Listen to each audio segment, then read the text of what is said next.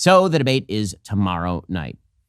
And the question is going to be Donald Trump's tactics more than anything else. So Hillary Clinton is back and she's worse than ever. She has a piece in the New York Times called "I've Debated Trump and Biden. Here's what I'm watching for," because this is what you need is input from Hillary Clinton. Under all circumstances, we need input from Hillary Clinton. So just a reminder, here's how Donald Trump shellacked Hillary Clinton during their set of debates, just so we have some context for this. Here are some of Donald Trump's greatest hits. This was locker room talk. I'm not proud of it.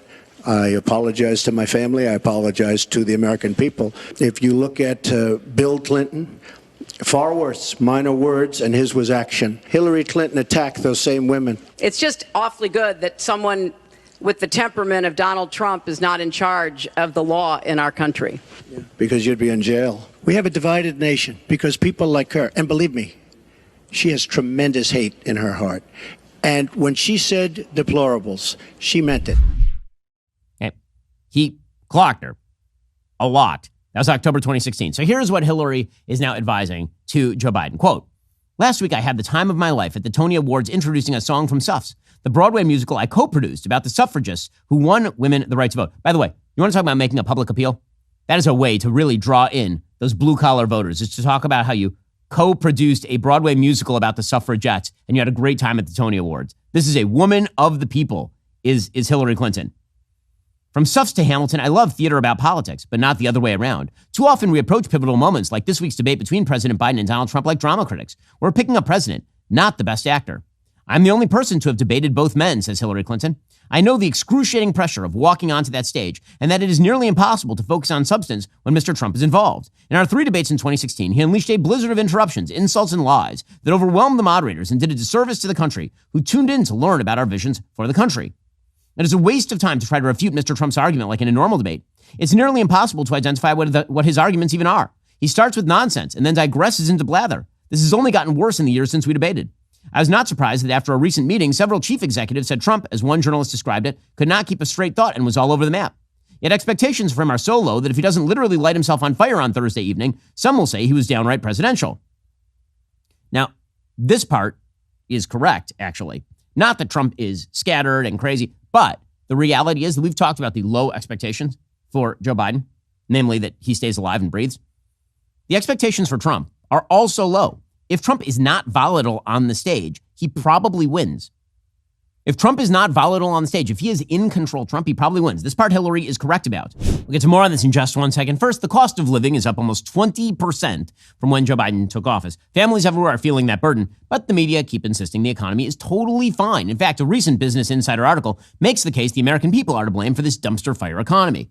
Because it's people's perception of inflation that's the problem, you see. Well, this is Gaslighting 101. Let me help you find ways to save money in this economic climate. One way to do that is by switching to Pure Talk.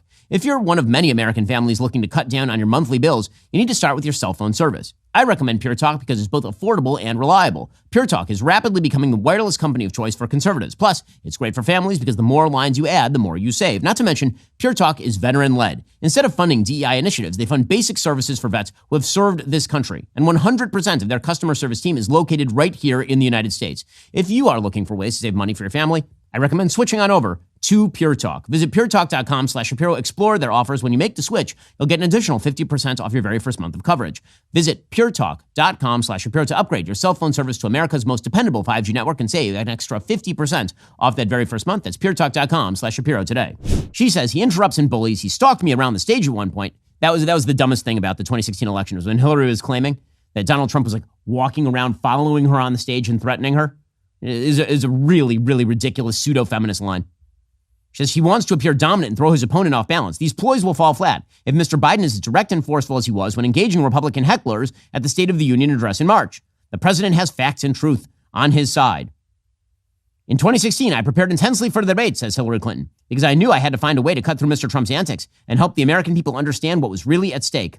In 90-minute mock debates on an identical stage, I practiced keeping my cool in the face of hard questions and outright lies about my record and character. A longtime advisor played Mr. Trump and did everything he could do to provoke, rattle, and enrage me. It worked. Unfortunately, Mr. Biden starts from a disadvantage because there's no way he can spend as much time preparing as I did 8 years ago. Being president isn't a day job. It's an everything, everywhere, all at once job.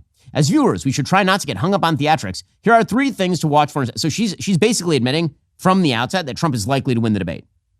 She's admitting that in theatrical terms, Trump is likely to win. But here's what she says, quote, "First, pay attention to how the candidates talk about people, not just policies." And then she talks about Roe versus Wade. She says, on Thursday, Trump will most likely say he wants to leave abortion to the states. He hopes that sounds moderate, but it really means he's endorsing the most extreme abortion, yada, yada, yada. Okay, but can Joe Biden talk credibly about people? He's the least sympathetic person in American politics.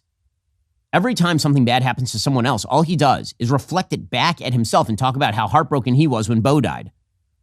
Second, says Hillary Clinton, Americans should try to see through the bluster and focus on the fundamentals at stake.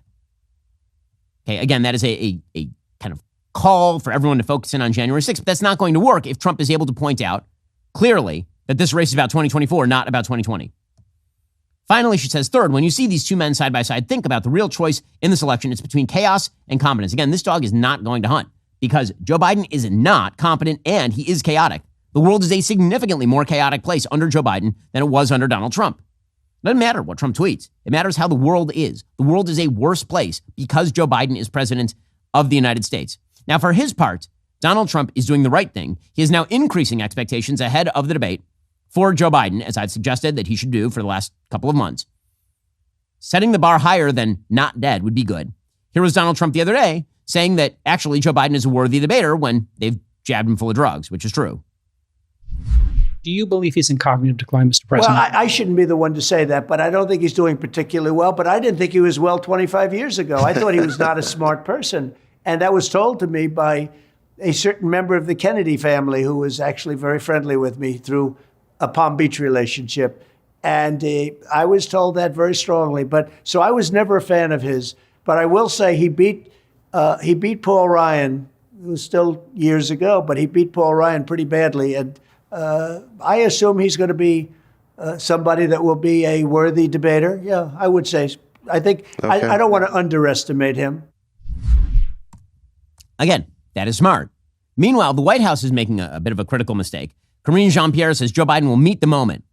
So Democrats are actually now making the mistake that Trump was making earlier. They're now talking down Trump and talking up their boy. That's the wrong move. What they actually should be doing is saying, listen, Joe Biden is in fact 81 years old, but everybody knows that he's a solid, genteel citizen.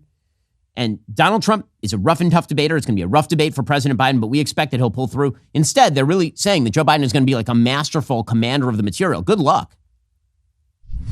As you know, when there is an opportunity for this president to speak to millions of Americans, he shows up and he meets the moment. So obviously the president's going to look forward to Thursday doing just that, laying out what he normally does, what he's done the last 3.5 years, how he's going to continue to build on the economy. We're talking about historic numbers in creating jobs, low unemployment rate, and not forgetting that we can't leave communities that have been normally left behind. So again, talk up your guy and talk down Trump. This is what Democrats are now attempting to do. We'll see if that works out for them. I don't know. I feel like they're now making the mistake that I'd warned Trump not to make, which is don't lower expectations for your opponent. They're now basically suggesting that Trump is going to set himself on fire on the stage. Hillary herself is saying this, and she's right about this, actually. The Democrats have set the bar for Trump at does not actually explode into flames, does not experience instantaneous conflagration. I mean, okay, you want to lower that bar for Trump. That might not go the way you expect it to go. Are you tired of the lies and the twists of the mainstream media talking points? Yeah, me too. Join me in my newest series, Fact, where I dismantle and bring truth to this tiring mainstream agenda.